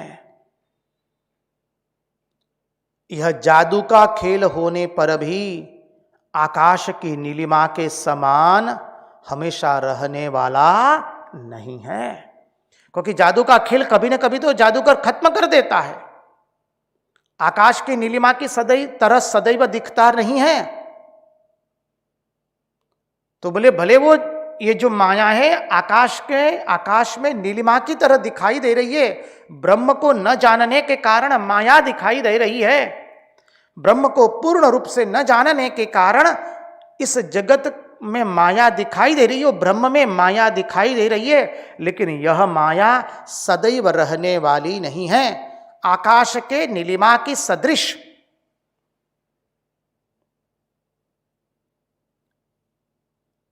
बोले वो सदैव रहने वाली नहीं है। एक तो है बिल्कुल झूठ, और झूठ भी हमेशा टिकाव नहीं है। ऐसा है यह संसार। एक तो है झूठा, ये माया कैसी है? झूठी, झूठी है, सत्य नहीं है। और झूठ भी हमेशा टिकाव नहीं है, वो सदैव रहने वाली नहीं है। ये संसार ऐसा ही है, सदैव रहने वाला नहीं है। जैसा दिखता है वैसा नहीं है। अब बोले ये तो समझ में आया कि ब्रह्म को न जानने के कारण यह माया दिखाई दे रही है। जैसे आकाश को न देखने के कारण आकाश में नीलिमा दिखाई दे रही है, वैसे ही ब्रह्म को न देखने के कारण ये जगत दिखाई दे रहा है, यह माया दिखाई दे रही है। और ये माया कैसी है? बोले मनोमय है। समझिए, मनोमय है। आकाश में नीलिमा हमेशा दिखाई देती है, ऐसे ही ब्रह्म में यह दुनिया हमको दिखती है, नश्वर है। बोले जादू का खेल होने पर भी आकाश की नीलिमा की सदृश वो सदैव रहने वाली नहीं है। यह माया के बारे में बताया। ये झूठी है, इसलिए कैसा है? बोले नश्वर है। ये बिल्कुल झूठ है, ये नश्वर है। यही संसार है। ये सतत परिवर्तनशील है, नश्वर है, ये झूठा है। ब्रह्म सत्य जगन मिथ्या। बोले इसको तो हमने समझा, लेकिन यह झूठी चीज हमेशा रहने वाली नहीं है, वो भी हम समझे। बोलिए बताओ तो सही, ये मन का खेल है तो इसको थोड़ा समझाइए, उसका स्पष्टीकरण कीजिए। बोले तनिक धीरज धरिए, कल सत्संग में सुबह 10 बजे इसका स्पष्टीकरण और मिलेगा। आज ये जो चिंतन किया है वो उतना ही चिंतन, उसका श्रवण कीजिए, मनन कीजिए और थोड़ा चिंतन कीजिए तो हृदय में ये अद्भुत तत्व बैठ जाएगा। कल आगे का चिंतन कल करेंगे। आज उन्हीं की वाणी उन्हीं के चरणों में समर्पित करते हुए भगवान से प्रार्थना करते हुए, प्रभु हमारे मन की मति गति और रति आप में बनी रहे। कृष्ण कन्हैया लाल की जय, भक्त वत्सल भगवान की जय, वृंदावन बिहारी लाल की जय, द्वारकाधीश की जय, सब संतन की जय, सब भक्तन की जय। ओम नमः पार्वती पतये हर हर महादेव हर।